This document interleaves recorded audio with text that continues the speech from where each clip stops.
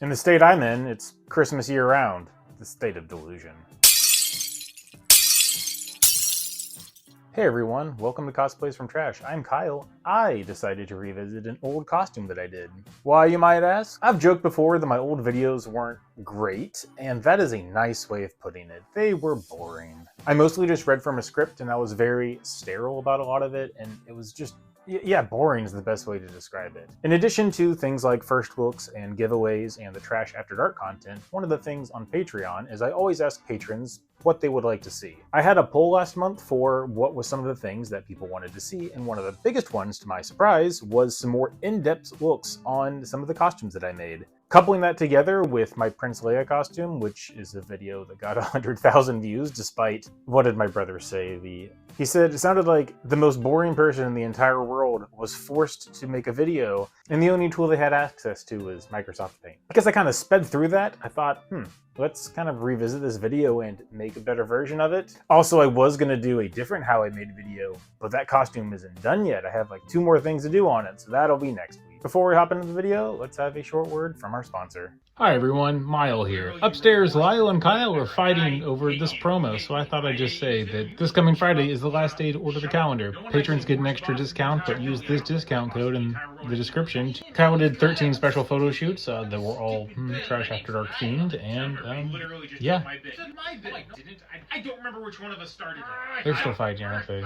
I had never done a reveal costume before this. There's not a way to talk about this costume without spoiling it before, because the Senator Leia costume, or Prince Leia, as I've also called it, that's fine and it looks pretty good, but that's not really the main attraction of the costume. The second part, which is when you rip off all the clothes, that is the Slave Leia / Huttslayer Leia. So technically, yeah, she was a slave / servant of Jabba, but the empowering part about the costume was when she actually slayed Jabba the Hutt, aka Huttslayer Leia. Like, that's the important part of the costume. Like, the costume's great and obviously very nice, but I think part of the allure of the costume is using something that was kind of negative about the situation and turning it into a form of empowerment. And I'm going to just keep saying the word empowerment over and over again. Taking literal chains and using that as a means of escape. Poetic justice, if you will. Ironic. It's a metaphor. I am 99% sure that I have spelled Huttslayer 16 different ways. 4 different ways. Kind of embarrassing to do because I was on stage looking like this multiple times. Instead of going from the top down, it's easiest to talk about the bikini plate?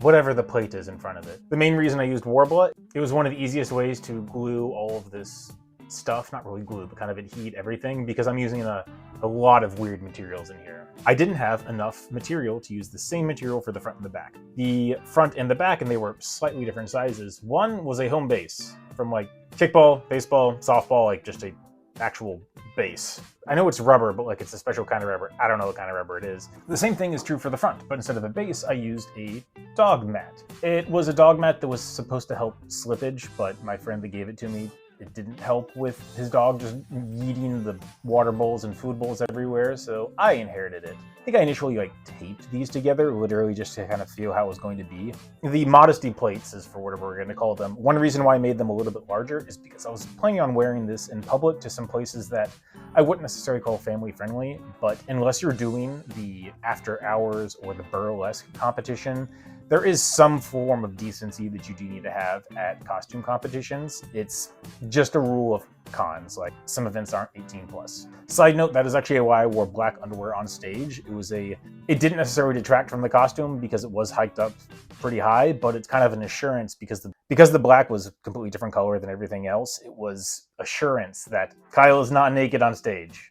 The main things on the front of the costume is how I wanted to build this up. I had a couple different ways. At the end of the day, I ended up settling on mouse pads. I have so many mouse pads. They're actually game mats. That was a really easy material and it was relatively lightweight to cut for some of the more ornate pieces. Some of the bulbous things that are kind of coming off of the plate, those are a variety of caps and ornaments. The 2 large baubles on both the front and the back, that was an ornament that was cut in half and placed on there. And a lot of the wire was, I think, it wasn't HDMI cables, but I think it was headphone wire they ended up cutting. Once you cut the aux cord and the headphone part out, you just have a bunch of wire left over.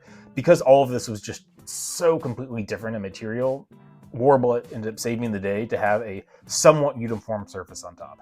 On the side, there are small pieces that are covering some elastic and Velcro, and I think clips that are going between the two. For those coverings, I use the same process of just some odd material covered in Warbler. The most annoying part about this is it's relatively fragile, and kind of holding it up to yourself, that was very difficult to do. I had to do some walks to make sure that things weren't going to fall, it wasn't going to be too loose or too tight or in any way.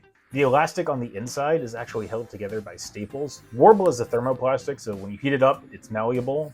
When it cools, it's going to be pretty durable. Heat up the Warbler, take some staples, put them in upside down, put some strips of Warbler on top, and after you reheat everything and kind of massage it together and make it more uniform, you've effectively buried the staples into the Warbler. These prongs is where I put the elastic on top and then folded the staple feet over, and so now we have elastic that is connected to the Warbler.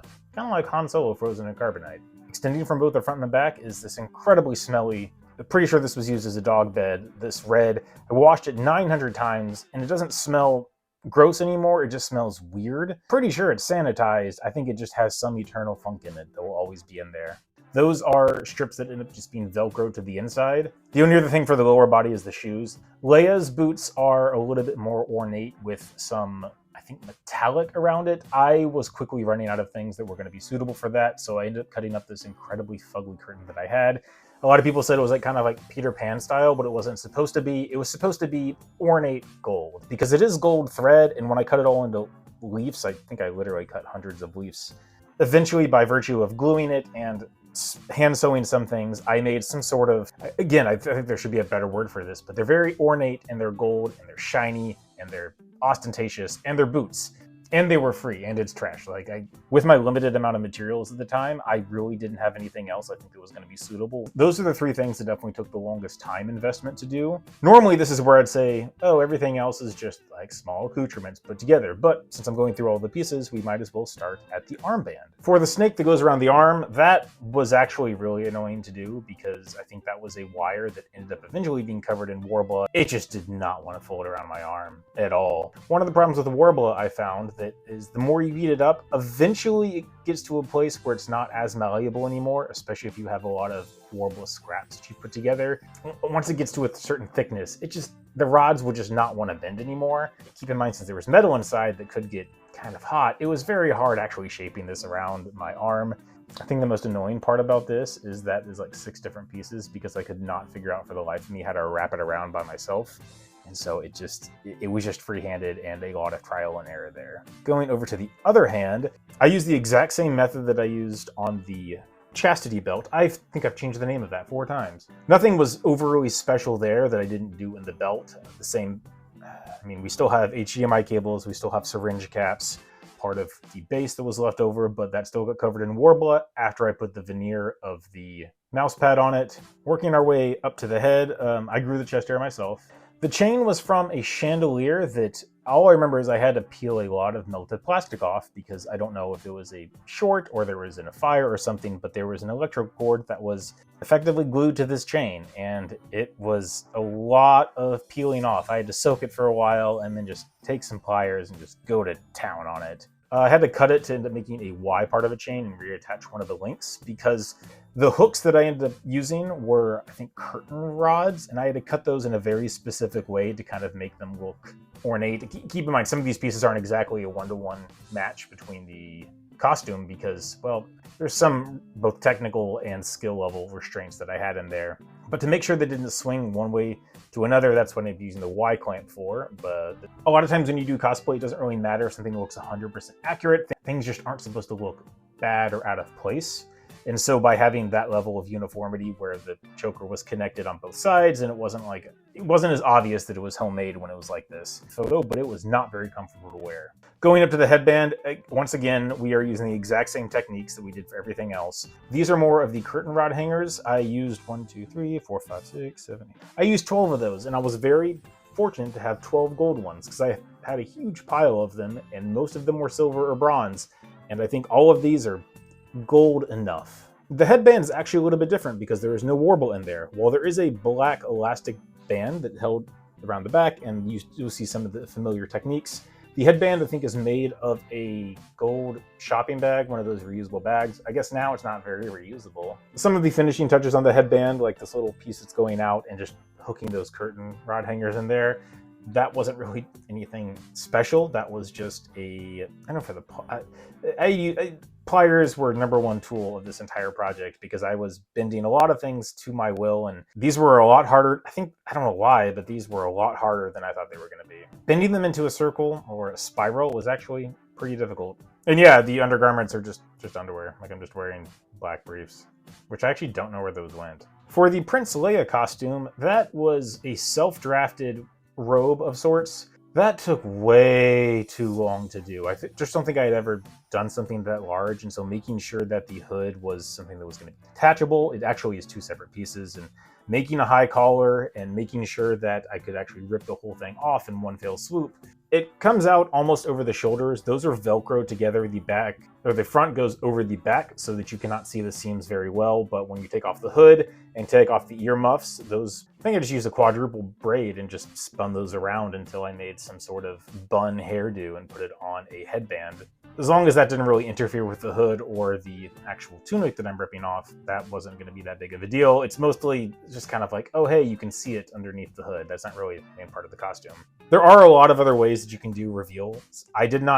Unfortunately, I didn't really think about the reveal aspect until I had gotten pretty far into the project and I didn't have a lot of white, like pure white, that was left over. Most of the white that I had was some sort of pattern or was dirty. And so this was kind of the best that I could do. Yeah, I have no idea why my audio cut out. The only other part of Prince Leia's costume, or Senator Leia, is the belt. That, unfortunately, is partially EVA film. All the metal bits on it, including something to actually hide the straps in the back where it's going to be clipped together. All the metal parts are license plates. It's kind of surprising how many license plates are grooved or bumpy, and actually finding a smooth one. My microphone is fully charged and it cut out again. Anyway, all of the metal on the belt was license plates. I don't know why I have so many license plates. I guess I just do, but that's how it is. All of this was made just so that I could rip off the costume as best as possible, and I tried to make it both durable and also lightweight, so ultimately I'm actually really happy how it came out, and I will probably wear this costume a lot as long as it fits me. And once I find more underwear. Well, I guess I have a dance belt now. Those aren't very comfortable, they squish things.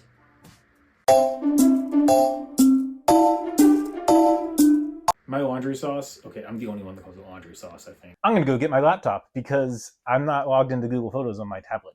I actually don't know. With the fight song, Rocky Top, the UT's fight song, it implies the existence of Rocky Bottom. No, not print. Maybe it's like silicone?